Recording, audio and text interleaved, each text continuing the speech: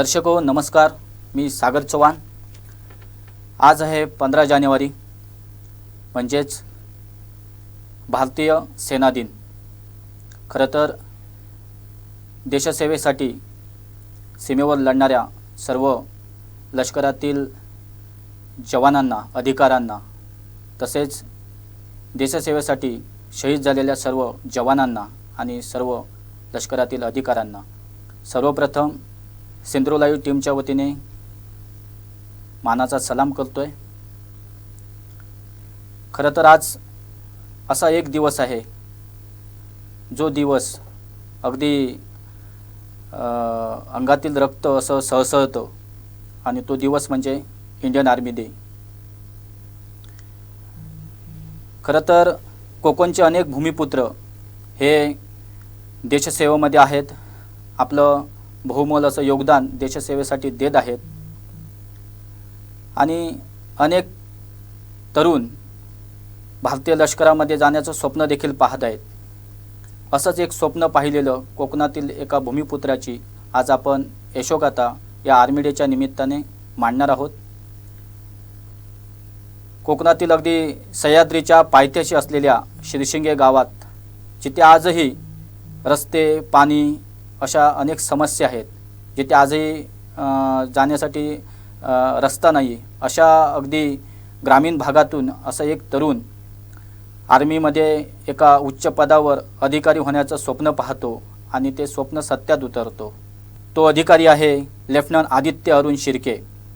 खरं तर हे भाग्य कोणाच्या असं सहज नशिबात मिळत नाही, पण हे भाग्य अशा ह्या तरुणाला मिळालं। खरं तर आज ते ड्युटीवर असल्यामुळे आपल्या या स्टुडिओमध्ये येऊ शकले नाहीत, मात्र अशा ह्या तरुणाला एका उच्च पदावर नेण्यासाठी ज्यांनी मेहनत घेतली, ज्यांनी आपल्या रक्ताचं पाणी केलं, अर्थात त्यांचे वडील आज आपल्या या स्टुडिओमध्ये आहेत। खरं तर ते पण एक माजी सैनिक आहेत, सुभेदार मेजर या पदावरून ते निवृत्त झालेले आहेत। आज ते आपल्या स्टुडिओत आहेत। सर्वप्रथम सिंधुदुर्ग लाईव्हच्या वतीने आम्ही त्यांचं स्वागत करतोय। नमस्कार सर। खरं तर आजचा हा दिवस आणि आजच्या या दिवशी आर्मी डेच्या निमित्ताने तुमच्याशी संवाद करताना खरंच मला देखील अभिमान वाटतोय, कारण अशा एका तरुणाला, अशा एका मुलाला तुम्ही एक देशासाठी घडवलं, आणि आज तो तरुण, आज तुमचा मुलगा अगदी देश सेवा करण्यासाठी सज्ज झालेला आहे। खरं तर हे स्वप्न पाहणं हे देखील फार मोठं असतं, कारण लष्कराची भाकरी आणि देशाची चाकरी ही करण्याची संधी किंवा हे भाग्य म्हणेन मी, हे असं सहज कोणालाच मिळत नाही, पण ते भाग्य मुळात तुम्हाला देखील मिळालं, आणि ते भाग्य मिळाल्यानंतर तुम्ही स्वतःच्या मुलाला एक अधिकारी उच्च पदावर नेलं। अतिशय ग्रामीण भागामध्ये तुम्ही राहत होतात, ग्रामीण भागामध्ये राहताय आणि अशावेळी एक स्वप्न पाहतायत। मुळात ह्या स्वप्नाची सुरुवात कुठून झाली, हे स्वप्न तुम्ही कधी पाहिलात, याबद्दल सांगा। फार चांगला प्रश्न विचारला सर। माझे वडील श्री नानू शिर्के हे मराठा इन्फंट्रीमध्ये सर्व्हिसला होते। तर ते वडील ज्यावेळी, आता ते नाही आहेत, वडील ज्यावेळी जिवंत होते तेव्हा त्यांचं एक स्वप्न होतं की माझ्या मुलापैकी एक मुलगा मिलिटरीची सेवा करण्यासाठी जावा, आणि तितक्यात माझं शिक्षण वगैरे पूर्ण झालं आणि वडील आमचे गेले त्या दरम्यान। मग त्यांनी जे म्हटलं होतं की माझा एक मुलगा आर्मीमध्ये जावा, ते माझ्या एकदम हृदयाला लागलं आणि मी आर्मीत जाण्याची तयारी केली, आणि मी सर आर्मीत गेलो। 30 वर्ष देशाची सेवा केली। सगळं त्या सेवा करताना सगळ्या प्रकारचं जे काय पाहिजे ते सगळं आर्मीने दिलं, आणि पूर्ण संतुष्टीपणाने सेवा केली। हे करत असताना मी बघितलं की माझ्यानंतरसुद्धा कोणीतरी मिलिटरीत जावं, पण मिलिटरीत असं जावं की मी होतो शिपायामधून मी भरती झालो, आणि पुढे सुभेदार, ऑनरी सुभेदार मेजरपर्यंत पोचलो। पण माझं असं स्वप्न होतं की आपला मुलगा अशा प्रकारची एंट्री घ्यावी त्यांनी की जिथून अधिकारी बनूनच सुरुवात करावी। मग त्याच्यासाठी आम्हाला खूप मेहनत घ्यायची होती, मेहनत म्हणजे सुरुवातीला त्याला घडवणं. तर सुरुवातीला काय घडवण्याचा प्रकार, सुरुवातीला त्याला ओळखणं, पारखणं. मग मी वर्षातून 1-2 वेळा ज्यावेळी मिलिटरीतून सुट्टीवर यायचो, कारण माझी मिसेस इथे शिक्षिका असल्यामुळे ती माझ्याबरोबर नव्हती, मुलं तिच्यासोबत होती. मी ज्यावेळी सुट्टीवर यायचो त्यावेळी ते आकलन करायचो. आकलन करता करता मी बघितलं की ह्या मुलामध्ये धाडस आणि बुद्धी आणि ज्या काय आवश्यक गोष्टी एका अधिकाऱ्यासाठी आहेत, तर आतापासूनच सुरुवात केलं तर हा बनू शकतो. मग प्रश्न आला की ह्याला शाळेत कुठे घालायचं. तर आमच्या बाई ह्या मराठी मीडियमच्या शाळेत मराठी मीडियमच्या शिक्षिका असल्यामुळे त्यांनी म्हटलं की मराठी मीडियमला घाला, मी याला सुंदरपैकी घडवतो, चांगल्यात चांगला घडवतो.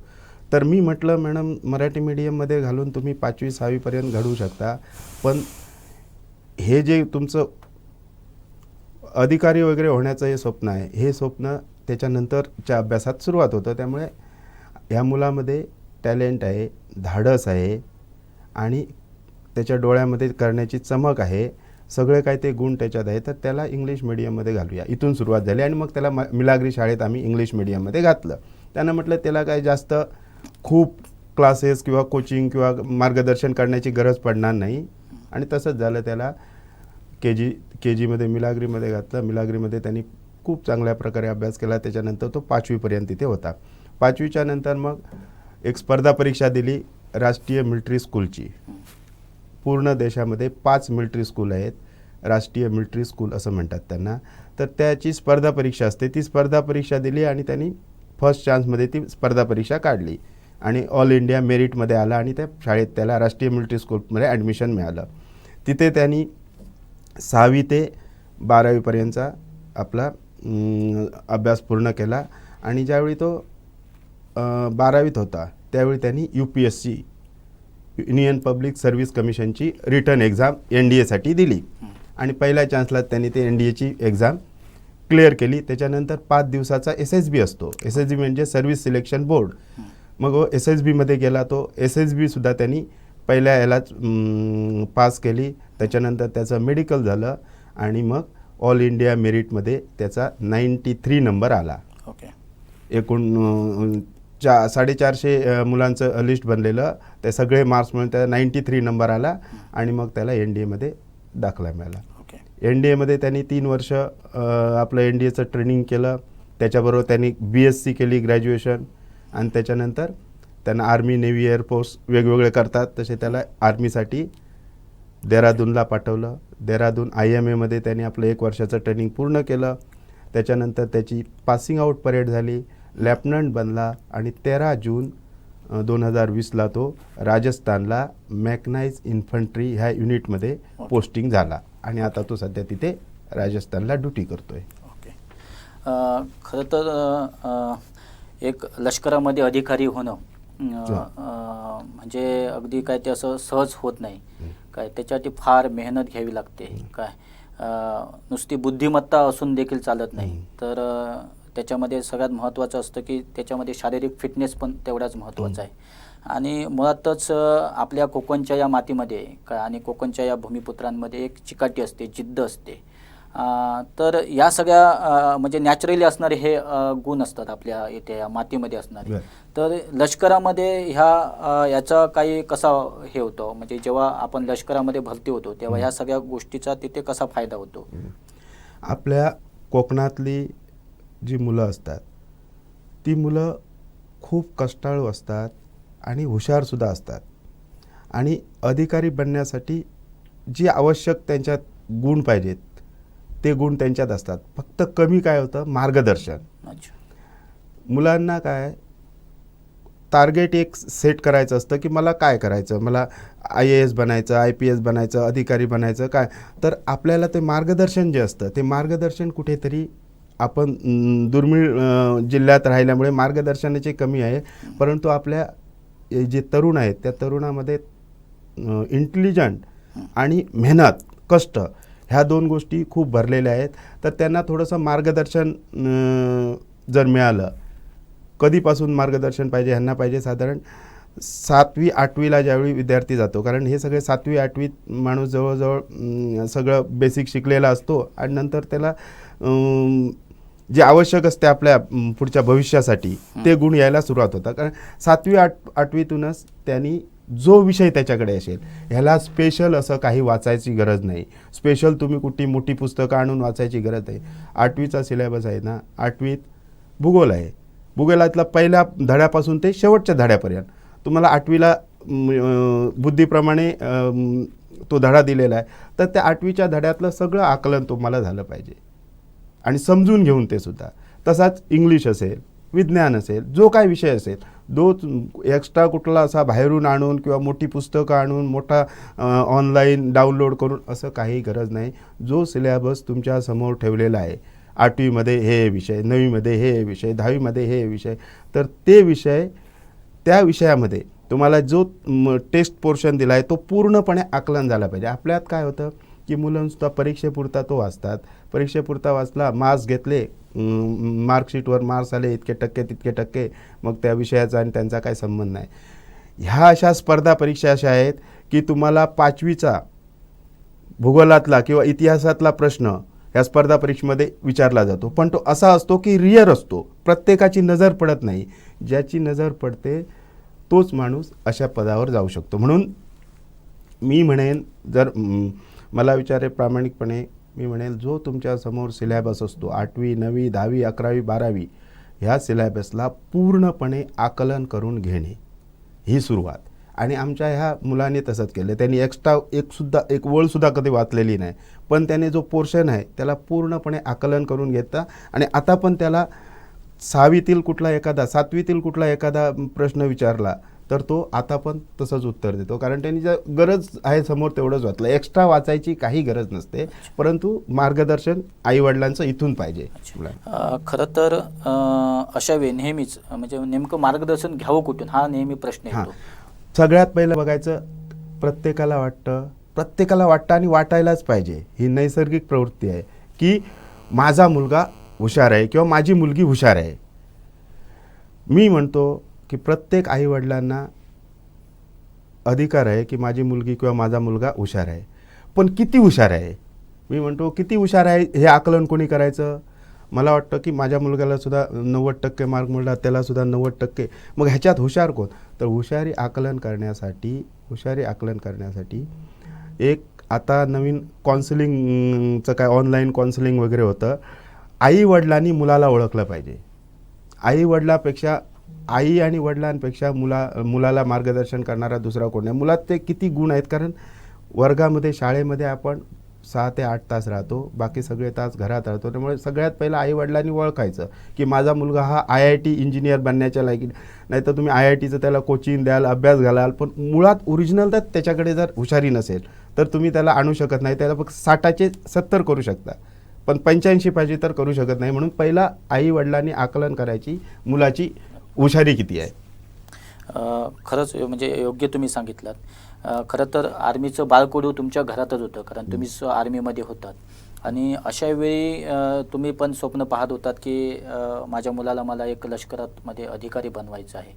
तर तुम्ही हा आकलन हा विषय बोललात, म्हणून तुम्हाला कधी कळालं की मला त्याचं आकलन कधी? तर हा मुलगा साधारण 5वी 6वीत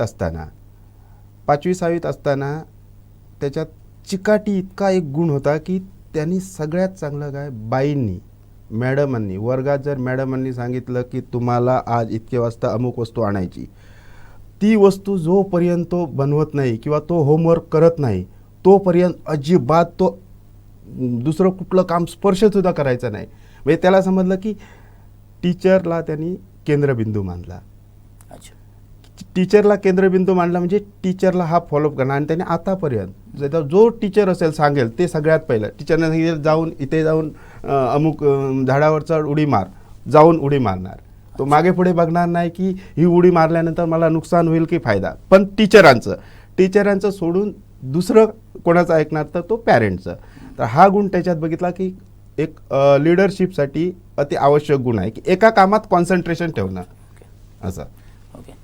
खरं तर म्हणजे एकीकडे आर्मीचं बाळकुडू हे घरात होतं, दुसरीकडून आई शिक्षिकात असल्यामुळे ते पण म्हणजे जे काही डिसिप्लिनपणा लागतो मुळातच तो डिसिप्लिन तुमच्या घरामधूनच मिळत होता.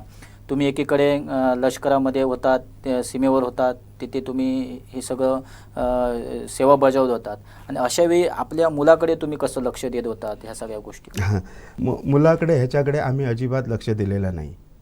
म्हणजे तुम्ही म्हणाल तर सर, याच्या स्कॉलरशिपच्या परीक्षेपासून, स्पर्धा परीक्षेपासून, NDAच्या रिटर्नपासून इंटरव्ह्यूपर्यंत कधीही याला एक्स्ट्रा कोचिंग लावलेलं नाही किंवा आम्ही मार्गदर्शन केलं नाही. रोजचं जे असतं, रोजचं लाईफ जसं एक चित्र दाखवलं, छोट्या छोट्या गोष्टी. कारण मी सुद्धा खूप काय शिकलेला वगैरे नाही त्यावेळेचा, 85चा वगैरे 12वी शिकलेलो आम्ही खूप. एक पक्षी दाखवला, एक चित्र दाखवलं, तर त्या चित्राचं आकलन मला जसं दिसतं तसं तुला दिसतं कामा नये. तुझे बघण्याची दृष्टी आणि माझ्या बघण्याच्या दृष्टीत फरक पाहिजे. मला एक चित्र नुसता असा उडताना पक्षी दिसतो, तर तुला तो पक्षी हलताना दिसायला पाहिजे. म्हणजे दृष्टीमध्ये सगळ्यात पहिला फरक पाहिजे आणि तो दृष्टीमध्ये फरक त्याच्याकडून करून घेतला आम्ही. अच्छा. छोट्या छोट्या गोष्टी दृष्टीमध्ये फरक. म्हटलं काम सगळेच करतात, पण तू तेच काम वेगळ्या प्रकारे करायचं, जेणेकरून सगळ्यांचं लक्ष जाईल. मग ते कसं करायचं ते हळूहळू असं सांगत, एवढंच सांगितलं. बाकी काम ते SSBमध्ये काय असतं, सगळेच जातात, सगळेच काम करतात, फक्त तू वेगळ्या प्रकारे केलं काय ते दुसऱ्याला दिसायला पाहिजे. That is leader. मला एक सांगा की जे स्वप्न तुम्ही पाहिलात, तर ते स्वप्न आपल्या मुलाने पाहावं अशी आपली तुमची इच्छा होती आणि अनेक वडिलांची ती इच्छा असते. पण हल्लीच्या या सध्या सुधारलेल्या याच्यामध्ये आपण अनेक गोष्टी पाहतो की आज मुलगा वडिलांचं ऐकत नाही किंवा वडिलांचा मुलगा ऐकत नाही. तर आणि ते थोडासा असा कम्युनिकेशन गॅप पण असतो, कारण तो त्याला वेगळं शिकायचं असतं आणि वेगळं काहीतरी करायचं असतं. बरोबर. असं काही तुमच्यामध्ये कधी हे झालं नाही का, मिसकम्युनिकेशन झालं नाही का? नाही सर, मी काय त्याला ज्यावेळी राष्ट्रीय मिलिटरी स्कूलमध्ये ॲडमिशन मिळालं त्यावेळी टार्गेट फिक्स झालं की बाबा तुला कुठेतरी पोलीस अधिकारी तरी बनायचं. अच्छा. सेनेमध्ये अधिकारी तरी बनायचं, किंवा म्हणजे कुठला ना कुठला तुला असं आहे की तुझी जी एंट्री झाली ती एंट्री तुझी अधिकारी बनण्यासाठी झाली. अच्छा. ओके. ती मान्य करायची. तुला आजपासून रेस्ट कमी मिळणार, बाकीच्यांपेक्षा रेस्ट कमी मिळणार, थोडीशी भागदौड करावी लागली, अभ्यास तुला करावा लागला आणि तू करण्याची जी बुद्धी आहे ती देवाने तुझ्याकडे गॉड गिफ्ट दिलेली आहे, फक्त तिचा वापर कर. अच्छा. एवढंच गायडन्स सांगितल्यानंतर त्यांनी पुढची पूर्ण जर्नी स्वतःहून, आम्हाला कधी सांगावं लागलं नाही की तू अभ्यास कर किंवा काय कर, असा त्यांनी स्वतःहून आपलं टार्गेट फिक्स केलं आणि त्याच्या मागे तो चालत गेला आणि त्यांनी ती सक्सेस घेतली. साधारण त्याचं वय त्यावेळी काय होतं, कोणत्या इयरला होतं? तो साधारण त्याचं एक 14-15 वर्षाचं वय असल्यापासून. अच्छा. ओके. मग ज्या दिवशी तुम्ही त्याला स्वप्न आणि त्या दिवशी त्याने आपलं टार्गेट फिक्स केलं, त्या दिवसापासूनचा आदित्य आणि आत्ताचा आदित्य काय असं तुम्ही जेव्हा हे पाहतायत, तर तो दिवस तुम्हालाही आठवत असेल की ज्या दिवशी त्याने ते आपले टार्गेट तुम्ही सांगितलात. मग त्या दिवसापासून त्याच्यामध्ये झालेला बदल आणि त्याने कसं आपल्याला त्यामध्ये झोकून दिलं हे तुम्ही अगदी बारकाईने किंवा त्याची आई पण पाहत असतील, तर हे कसं होतं सगळं? त्यांनी सर ज्यावेळी तो शाळेत शिकत होता त्यावेळी अभ्यास हा किती करायचा आणि कधी करायचा तो स्वतः ठरवायचा. पण स्वतः ठरवताना किती मेहनत पडायची किंवा किती वाजता उठायचं किंवा काय, असं मला येऊन कोणतरी उठवणार, मी अभ्यास करणार, अशी त्याला गरज पडली नाही. त्यांनी आपलं फिक्स एवढा अभ्यास करणार, इतके मार्क्स मिळवणार, पुढे हे करणार, असं करून त्यांनी स्वतःचं टार्गेट स्वतः सेट केलं. अच्छा. ओके. स्वतःचा टार्गेट स्वतः सेट केलं आणि चिकाटी हा गुण त्याच्यात भरभरून होता. ओके. म्हणजे एखाद्या या खूप मार्क्स वगैरे घेण्याची किंवा खूप अभ्यास करण्याची त्याच्यात नाही, पण आता मला अमुक बनायचं आहे, त्यांनी चिकाटी आणि जिद्द सोडली नाही जोपर्यंत शेवटी ह्याला सिलेक्शन झालं नाही तोपर्यंत. ओके. ज्या दिवशी आदित्य हा NDAमध्ये जाणार आणि NDAमध्ये जेव्हा सिलेक्शन झालं त्याचं, तो दिवस कसा होता? तो दिवस म्हणजे माझ्या तरी मते तो सर्वोच्च दिवस असेल. हां, तो त्याचं मेरिट लिस्टमध्ये नाव आलं. नाव आल्यानंतर आम्हाला ईमेल आला आणि फोन आला. फोन आल्यानंतर तर म्हणजे आमचे इतके खुश झालो की एकदम काहीतरी स्वप्न बघतो की काय असं वाटलं. तितक्यात नंतर थोडं स्वतःला सावरलं आणि बघितलं तर नाही, ही तर हकीकत आहे आणि एवढं केलं, एवढी खुशी झालेली सर. ओके. खरं तर त्या दिवसानंतरचा दिवस असतो तो म्हणजे सगळ्यात महत्त्वाचा दिवस असतो. म्हणजे 3 वर्षाचं ट्रेनिंग पास केल्यानंतर जो पासिंग परेड असते आणि तो सर्वोच्च एक क्षण असतो जो आयुष्यातला सगळ्यात सर्वोच्च क्षण मानला जातो.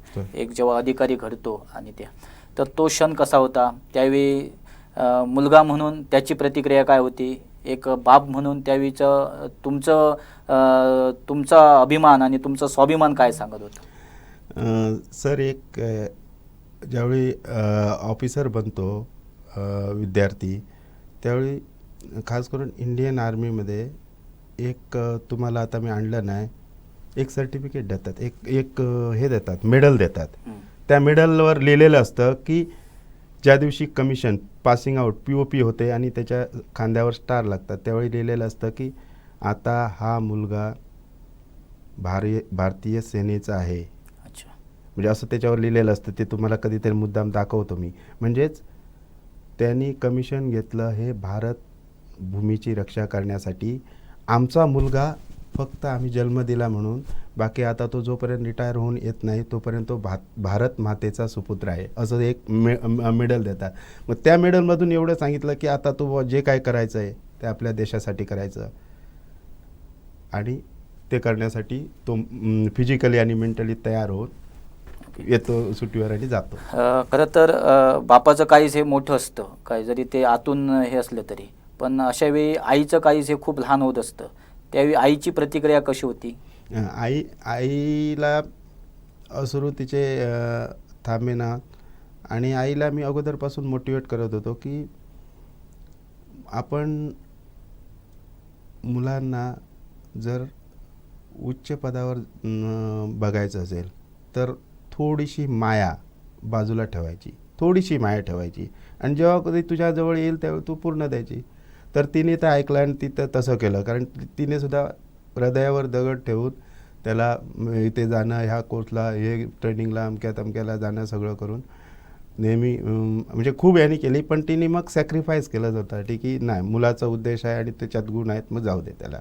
पण तिने सुद्धा खूप अजूनपर्यंत सुद्धा सॅक्रिफाईस खूप केलं त्या मुलांसाठी.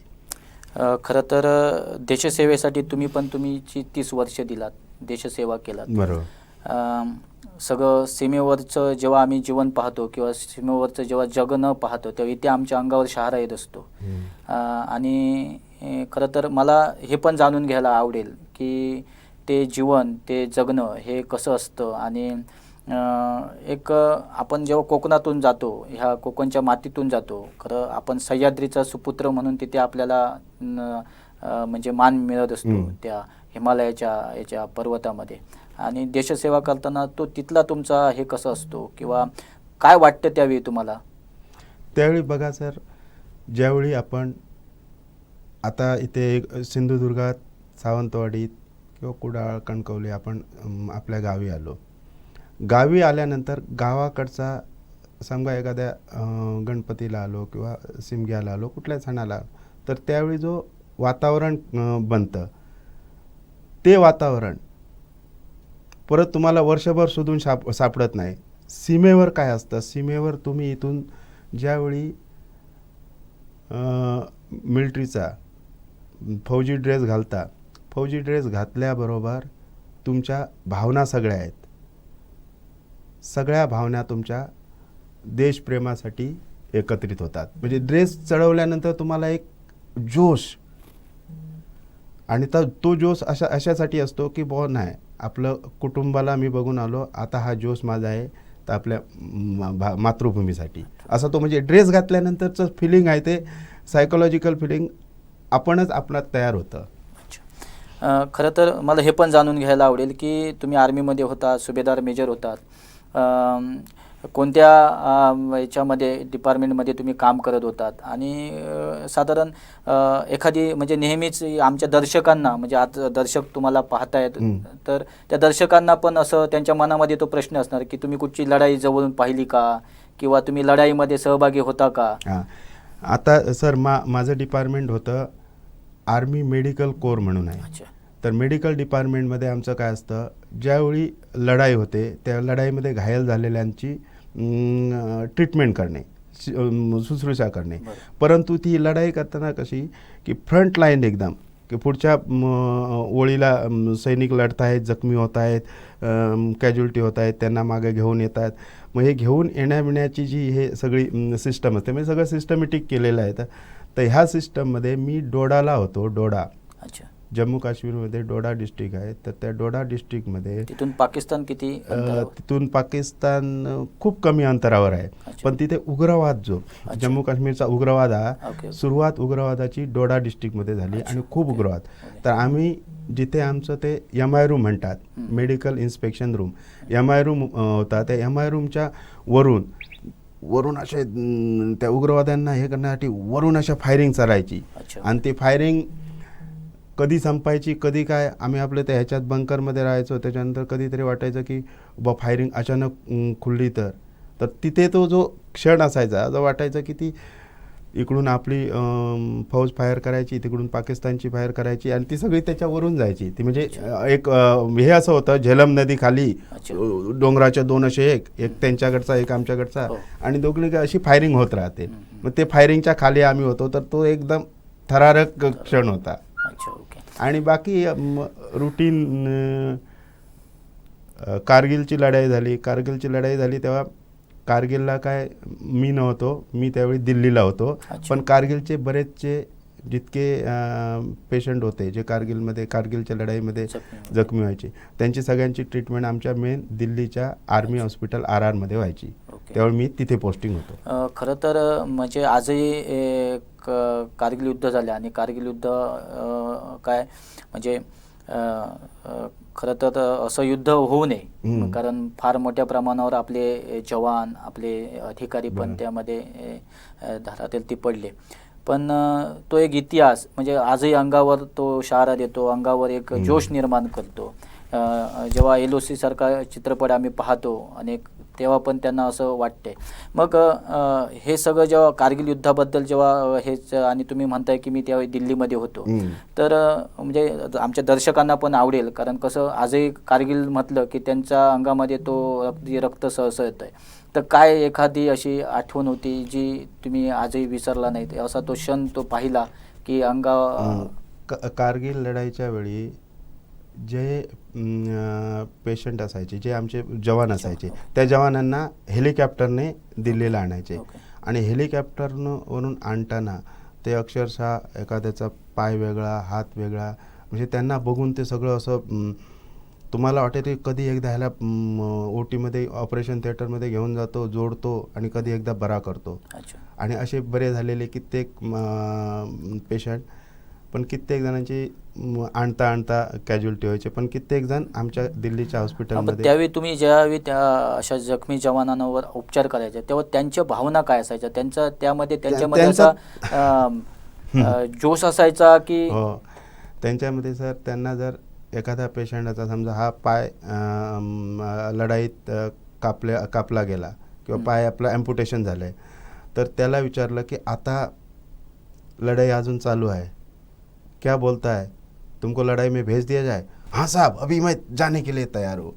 म्हणजे त्याचा अंग निकामी झाल्यानंतर सुद्धा त्याचा जो मोरल रिस्पॉन्स होती ती इतकी स्ट्रॉंग असते की त्याला एका पायावर जाऊन मी लढाई करायला तयार आहे. म्हणूनच इंडियन आर्मी बोललं जातं आणि म्हणूनच इंडियन आर्मीबद्दल पुरं जग इंडियन आर्मीला सलाम करतं. खरं तर अनेक अशा आठवणी असतील ज्या अगदी तुम्ही हृदयामध्ये असतील तुमच्या, आणि त्या आठवणी आठवताना तुम्हाला देखील अंगावर तुमच्या शहारा येत असेल निश्चितच.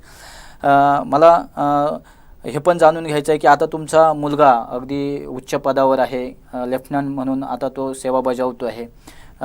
खरं तर आता एक बेरोजगारीचा एक हे आलेला आहे, फॅड आलेलं, म्हणजे अनेक तरुण बेरोजगार आहेत. आणि मग अशा वेळी आर्मीकडे एक रोजगार म्हणून पाहावा की एक ड्युटी, एक देशसेवा म्हणून पाहावं? कारण अनेकदा आपण पाहतो की मला नोकरी नाही किंवा मला रोजगार नाही आहे म्हणून काही जण, बरेच तरुण हे आर्मीकडे वळतात, भरती प्रक्रियेकडे जातात. तर या संदर्भात तुम्ही काय सांगाल की नेमकं तरुणांनी याकडे कसं पाहावं? रोजगार अनएम्प्लॉयमेंट हा सगळ्यात मोठा प्रश्न आपल्या देशासमोर आहेच. आर्मीमध्ये जाताना मी अर्पण केलं स्वतःसाठी. नुसतं आता आम्हाला पगार मिळत होता, त्याच्यानंतर आता पेन्शन मिळते, ह्याच्या सगळ्या मागे सरकारचा उद्देश काय की मी आर्मी तुम्ही ग्रीन ड्रेस घातला, ग्रीन ड्रेस घालणं म्हणजेच मी अर्पण आहे. वाचलो माय लक, माझं नशीब मी वाचलो. पण मला सगळं पेड गव्हर्नमेंट करतोय तो ह्याच्यासाठी की बुवा हा माणूस, कारण समोर कुठली अशी सर्व्हिस नाही जिथे तुम्ही बंदुकीच्या गोळीच्या समोर आहात आणि ती बंदुकीची गोळी ही तुमच्यासाठी बनलेली आहे. मग अशी ही मिलिटरीची एकच नोकरी आहे की गोळीच्या समोर आहात म्हणजे कधी नाही कधी तुम्हाला मृत्यू येऊ शकतो. मग मृत्यू माहीत असून नोकरीला तयार झालेली नोकरी म्हणजे मिलिटरीची नोकरी. त्याच्यामुळे ह्या नोकरीवर येताना रोजगार पेमेंट किंवा बाकी सगळे वेलफेअर बऱ्यापैकी गव्हर्नमेंटचे आहेत, परंतु सगळ्यात पहिलं की गोळीच्या समोर जाण्यासाठी तयार झाला अशी नोकरी मिलिटरीची. खरं तर आजही जेव्हा तुम्ही घरी असतात किंवा मित्रमंडळींमध्ये फिरत असतात किंवा जे अनेक माजी सैनिक आहेत त्यांच्यासोबत जेव्हा अशा युद्धाच्या बातम्या जेव्हा तुमच्या कानावर पडतात, अगदी सीमेवर आता अगदी संघर्षमय वातावरण आहे, कोणत्याही क्षणी काही होऊ शकतं, मग हल्ली चायना बॉर्डरवर जे काही सुरू होतं, तर अशा वेळी तुमच्यामध्ये काय भावना असतात तेव्हा? चांगला प्रश्न विचारला सर. आत्ताच हल्ली ज्यावेळी चायनाची चळवळ सुरू झालेली आणि मुवमेंट सुरू झालेली, ते मध्यंतरी बातम्या यायच्या की माजी सैनिकांना परत बोलवणार आहे, हे बोलवणार. तर आमच्या ज्या माजी सैनिक संघटना आहेत त्या सगळ्या संघटनामध्ये मी प्रत्यक्ष त्यांच्या संपर्कात असतो. तर मी त्या प्रत्येक संघटनेतील प्रत्येक माणसाकडून हे ऐकलं की मला बोलवलं तर मी आज तयार आहे. मग मला म्हणजे इतकी तयारी आहे की मला आज बोलवलं. म्हटलं आजोबा तुम्ही तर एकदम, आम्ही जसा म्हातारा म्हणजे माझे जे काय आहे ते सगळं मी आज बोलवलं तर आज तयार आहे. एवढं मी प्रत्येक संघटनेच्या चर्चेतून हा शब्द ऐकला आहे. म्हणजे जी तुम्ही सेवा करता ते मला वाटतं ते घरच होऊन जातं तुमचं. आणि म्हणजे जसं एखादं आपलं घर सोडताना जे बरोबर दुःख होतं तसं ते दुःख बाजूला ठेवून तुम्ही कदाचित रिटायर होऊन येत नसा. पण खरंच यासाठी पण एक हे लागतं, हृदय लागतं ते, आणि त्याशिवाय ह्या गोष्टी होत नाहीत. आणि म्हणूनच ते भाग्य असं सहसा कोणाला मिळत नाही. तो मुळातच अगदी अंगीभूत असा गुण असावा लागतो देशसेवेचा. आपला प्रश्न होता रोजगार हा विषय काय. तर आता आपल्या कोकणच्या तरुणांनी काय, कारण कोकणामध्ये पण फार मोठा रोजगारीचा प्रश्न निर्माण झालेला आहे, आणि अशा वेळी कोकणच्या या तरुणामध्ये हा एक चिकाटी आहे, चिवटपणा आहे, कष्ट करण्याची त्याची तयारी आहे. तर अशा तरुणांनी आर्मीकडे कसं बघावं? माझ्या मते आपल्या कोकणातील बहुसंख्य असे तरुण आर्मीमध्ये आहेत काय, पण अशा उच्च पदावर अगदी हाताच्या बोटावर मोजणे इतपतच असे, मग तो तुमचा मुलगा असो. तर मुळात आधी मी तुमच्याकडून एवढंच जाणून घेईन की नेमकं काय करावं या तरुणांनी, म्हणजे याकडे बघावं कसं, हे स्वप्न नंतर त्यांना उच्च अधिकारी व्हायचं असेल तर त्या दृष्टीने त्यांनी काय करावं पाहिजे. आज असे अनेक पालक आहेत, तुम्ही आज स्वप्न सत्यात उतरलं, पण असे अनेक पालक आहेत जे हे स्वप्न पाहत आहेत, त्या पालकांनी नेमकं काय करावं? पालकांसाठी सगळ्यात पहिला मंत्र, मुलाची जिज्ञासा बघायची, इच्छाशक्ती बघायची. मुलाची जर इच्छाशक्ती, जसं मी उदाहरण सांगतो तुम्हाला, बांदा साईडचा एक बांद्याच्या बाजूला कुठला तरी गाव, आता कुठला एक गाव आहे वापोली, तर तिथला एक मुलगा आमच्या बाईंचा नंबर शोधून आला आमच्या घरी. तर तो मुलगा आला, तो 11वीत होता. तो मुलगा म्हणाला, काका मला मिलिटरीमध्ये ऑफिसर बनायचंच आहे, काय मंत्र? मी म्हटलं बाबा हे बघ, मंत्र असे आहेत की तुझा असा हा पेपर असतो, असा सिलेबस कर. आणि त्या पोरग्याने गेला आणि त्यांनी परीक्षा UPSC दिली मागची, म्हणजे वर्षातून 2 वेळा ही परीक्षा होते, एप्रिलमध्ये होते, सप्टेंबरमध्ये दिली. तर एप्रिलमध्ये त्यांनी परीक्षा दिली पण तो झाला नाही. परत त्यांनी मला येऊन सांगितलं की मी अजून प्रयत्न करतो. प्रयत्न म्हणजे ह्याला काय करायचं, 11वी आणि 12वी माणसाचं IQ लेवल आहे हे कशावर अवलंबून असते, गणित विषय. म्हणजे NDAसाठी आर्ट्स सायन्स कॉमर्स अशी काही कंडिशन नाही आहे. परंतु ह्याच्यामध्ये काय जो पेपर असतो तो पेपर जास्तीत जास्त मार्क्स असते ते गणित पेपरात असतात. कारण काय गणितामुळे माणसाची प्रॉब्लेम सॉल्व करण्याची जी क्वालिटी आहे किंवा जी प्रॉब्लेम म्हणून गणिता साधारण 500 मार्क्सचा पेपर हा गणिताचा असतो आणि त्याच्यात वेगवेगळ्या प्रकारची गणितं देतात. मग गणितं जर चांगली असतील तर तुम्ही NDAचा हा पेपर सहजपणे सोडवू शकता. मग गणितासाठी काय पाहिजे, समजा एखाद्या विद्यार्थ्याने आर्ट्स घेतला तर आर्ट्सवाल्या विद्यार्थ्याला गणितं इतकी म्हणजे बुद्धी असेल त्याच्याकडे, पण गणितामध्ये तो इतका परफेक्ट होऊ शकत नाही. कॉमर्सवाला थोडासा होऊ शकतो.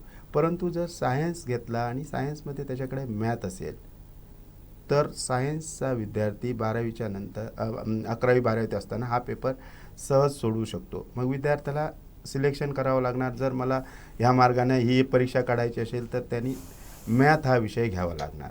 दुसरं मीडियम.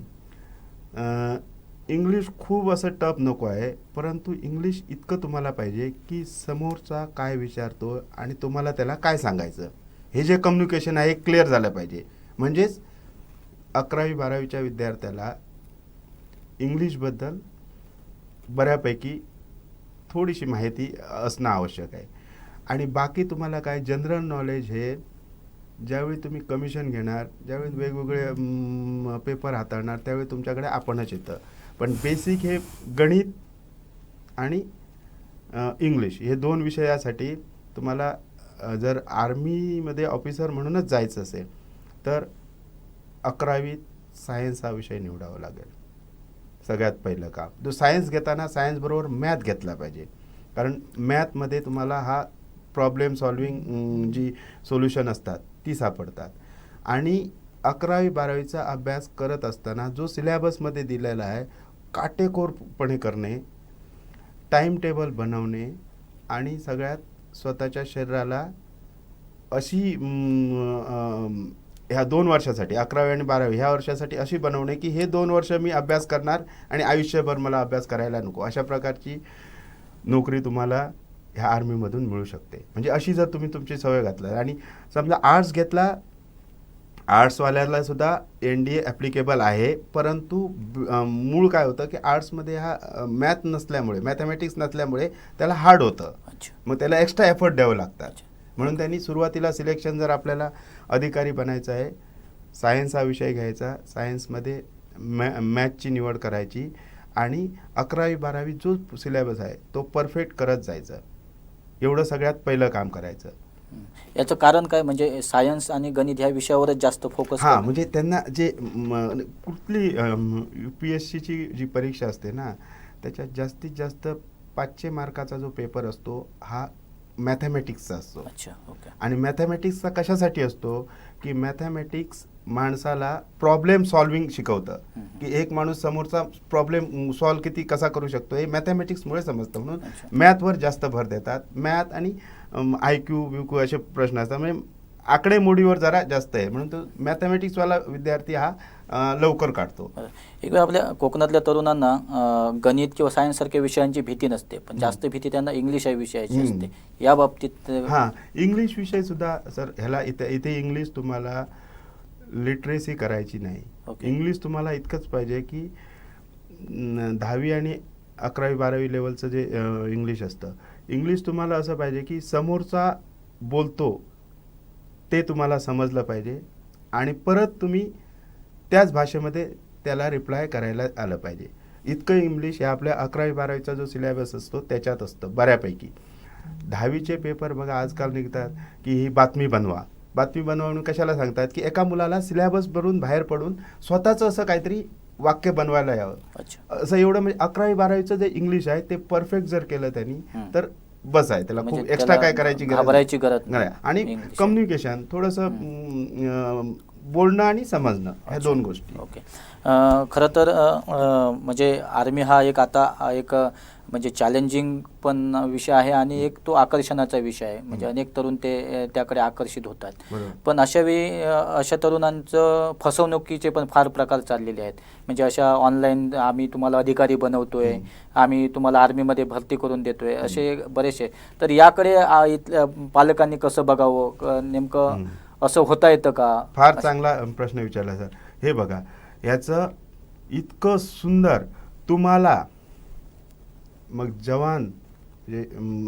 जवान म्हणून भरती व्हायचं असेल किंवा अधिकारी म्हणून जायचं असेल, आर्मीच्या रिक्रुटमेंट प्रोसेसमध्ये एक 0.0001% सुद्धा देणा घेण्याची भानगड कोण होऊच शकत नाही.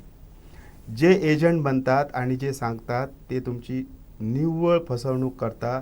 त्यांच्या आहारी जाऊ नका. कुठल्याही स्तरावर एका माणसाच्या हातात किंवा सिंगल पॉवरच्या हातात कुठलीही भरती प्रक्रिया दिलेली नाही. त्यामुळे कधीही याच्या आहारी जाऊ नका. मुलामध्ये रनिंग, आता भरतीला गेला, भरतीला जाताना त्याला 1.6 किलोमीटर रनिंग 5 मिनिटात काढायचं आहे. मग 5 मिनिटात जर पळण्याची त्यांनी प्रॅक्टिस केली तो सहजपणे काढतो.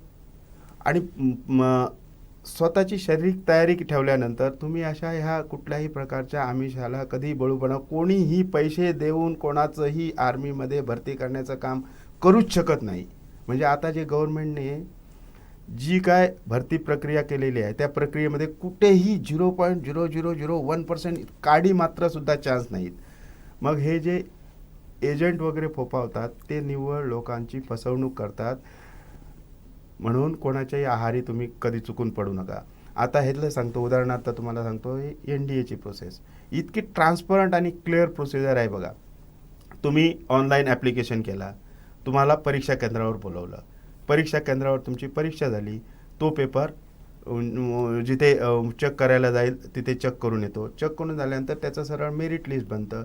मेरिट लिस्ट बनल्यानंतर तुम्हाला कॉल येतो SSBचा. SSB काय असते, 5 दिवस तुम्हाला समोरासमोर, म्हणजे 5 दिवस तुम्ही त्या एक टीम असते, त्या टीमसमोर 5 दिवस रात्रंदिवस, म्हणजे ते 5 दिवस इतकं ऑब्झर्व केलं जातं की तुम्ही उठता, सकाळी उठल्यानंतरची काय करता, त्याच्यानंतर झोपताना काय करता, दिवसभर असे ती 5 दिवस इंग्लिश किती येतं, गणित किती येतं, इतिहास किती येतो, भूगोल, 5 दिवस SSB. एका माणसाला जर 5 दिवस रात्रंदिवस कुठे ठेवला तर त्याच्या बुद्धीचा एक कणसुद्धा आकलन न करता राहू शकत नाही. मग अशा प्रकारचे 5 दिवस SSB करते आणि 5व्या दिवशी ते रिझल्ट सांगतात, ऑन द स्पॉट रिझल्ट सांगतात की बाबा इतके तुम्ही SSBला आलेला, इतके तुम्ही सिलेक्ट झालात.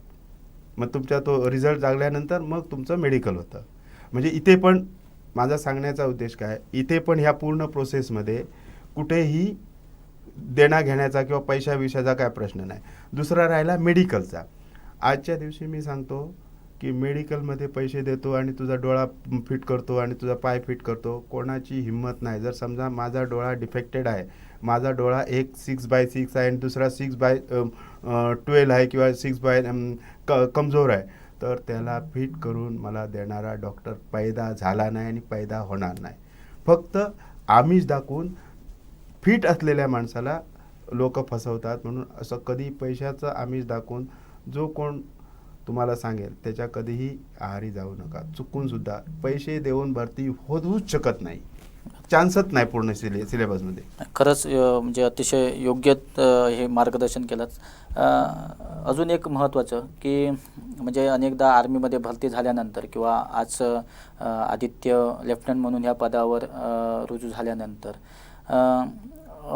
की डायरेक्टली सीमेवरच जावं लागतं की अजून त्याच्यामध्ये काही चॉईस असतात की कारण जेव्हा एखादा तरुण आर्मीमध्ये भरती होतो तर अनेक त्याच्यामध्ये असे गुण असतात. एखाद्याला अगदी बॉर्डरवर जाऊन अगदी आमनेसामनेच करायची त्याच्यामध्ये ऊर्जा असते. एखादा तरुण असतो त्याला अजून काही व्हायचं असतं, ज्याला अगदी भरारी घ्यायची असते. तर असे काही चॉईस असतात का? मग आदित्य लेफ्टनंट झाल्यानंतर आर्मीमध्ये जॉईन झाल्यानंतर त्याने आता कोणती साईट स्वीकारलेली आहे, तो कोणत्या पोझिशनवर कोणत्या लोकेशनवर आहे? ऑफिसर्स लेवलमध्ये काय असतं की एक सेना आर्मी चालवण्यासाठी तुम्हाला वेगवेगळ्या स्टेप बाय स्टेप लागतात. सगळ्यात लागते समोर पैदल सेना लागते. पैदल सेनेला सपोर्ट करण्यासाठी टँक वगैरे लागतात. ते टँकला आणि ह्यांना सपोर्ट करण्यासाठी राशन देणारे एक व्यवस्था लागते. त्याच्यानंतर ह्यांच्या सगळ्यांचं काय झालं तर मेडिकल करण्याची व्यवस्था लागते. परत म्हणजे अशा वेगवेगळ्या स्टेपमध्ये करून एक माणूस पुढे लढत असतो सीमेवर. मग ह्या सगळ्या चेनमध्ये आर्मीमध्ये आपल्या वेगवेगळ्या प्रकारचे विभाग वाटलेले आहेत. म्हणजे समोर लढणारे इन्फंट्री म्हणतात, त्याच्या मागून थोडेसे टँक वगैरे घेऊन असणारे आर्टिलरी असते.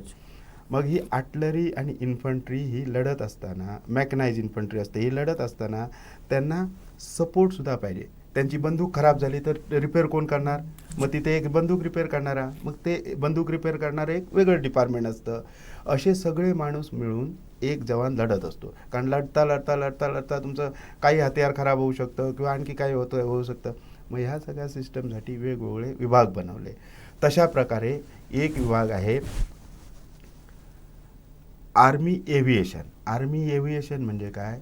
आर्मीची समजा खूप दुर्मिळ असा भाग आहे आणि त्या दुर्मिळ भागात इथून माणसं, गोळा बारूद किंवा त्यांचे लागणारं सामान उचलून त्या दुर्मिळ भागात न्यायचं.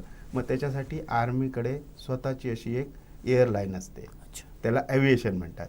मग त्या ॲव्हिएशनने त्याचे सामान पोचवण्याचं काम करतात. तर ह्या आदित्यने आर्मी एव्हिएशन ही चॉईस भरली होती आणि ती चॉईस त्याला त्याच्या मेरिटप्रमाणे मिळाली. मग तो आता आर्मी एव्हिएशनमध्ये हे हेलिकॉप्टर किंवा दुसरे विमान चालवण्यासाठी पायलट या विभागामध्ये जाणार आहे. सध्या नाही, आता आणखी एक 5-6 महिन्यानंतर सगळे ते फॉर्मॅलिटी पुरे झाल्यानंतर तो कोर्स करायला जाणार आहे आणि तो बेसिक मग तो पायलट म्हणून पुढे सर्व्हिसला असणार, पुढची सर्व्हिस देणार. खरं तर आदित्य ज्या दिवशी लेफ्टनंट झाला आणि त्याचा तो फोटो म्हणजे पासिंग परेडमधला, माझ्या मते आपल्या ह्या कोकणमध्ये अनेक तरुणांचे DP पण होते, काही जणांनी आपला स्टेटस ठेवला होता. पण प्रत्यक्षात जेव्हा तुम्ही तो समोरून जेव्हा क्षण पाहिलात, माझा हा अगदी शेवटचा प्रश्न आहे, आज आर्मी डे आहे, तर त्यावेळीची तुमच्यामधली ती ऊर्जा, तुमच्यामधला तो अभिमान, तुमच्यामधला तो स्वाभिमान, तो काय सांगत होता? मी एक माजी सैनिक असल्यामुळे मला स्वतःवर मी इतके प्राऊड वाटलं, मला इतका अभिमानी झालो की मी नाही जीवनात आल्यावर काहीतरी आपण कमवलं असं मला त्यावेळी वाटलं.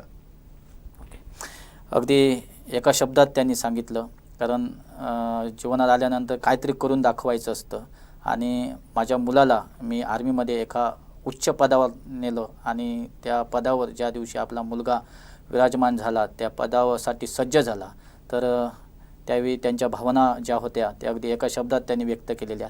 तर हे होते लेफ्टनंट आदित्य अरुण शिर्के यांचे वडील, जे सुभेदार मेजर म्हणून आर्मीमधून रिटायर झाले. खरं तर ही यशोगाथा त्यांच्या आम्ही तोंडून ऐकली. ती ऐकत असताना आमच्या देखील किंवा ऐकणाऱ्या दर्शकांच्या देखील अंगावर शारा येत असेल आणि एक ऊर्जा देखील भरली असेल आणि एक अभिमान देखील वाटत होता. खरं तर आजची ही मुलाखत नाही तर आपल्या कोकणातील असंख्य तरुणांना एक दिशा देणारी होती. यातला एक प्रत्येक शब्द हा एक प्रेरणा देणारा होता. त्यामुळे निश्चितच इथल्या तरुणांनी याकडे गांभीर्याने पाहावं, हेच सिंधुदुर्ग लाईव्हच्या वतीने आपण आवाहन करू. आणि आज आर्मी डे आणि या आर्मी डेच्या निमित्ताने सिंधुदुर्ग लाईव्हच्या स्टुडिओमध्ये आलात. तुम्ही आमच्या असंख्य दर्शकांना आणि आमच्या कोकणच्या तरुणांना एक मार्गदर्शन केलात, त्यामुळे त्याबद्दल मी तुम्हाला धन्यवाद देईनच आणि पुनश्च एकदा आर्मी डेच्या निमित्ताने तुम्हाला शुभेच्छा देतो. धन्यवाद. नमस्कार.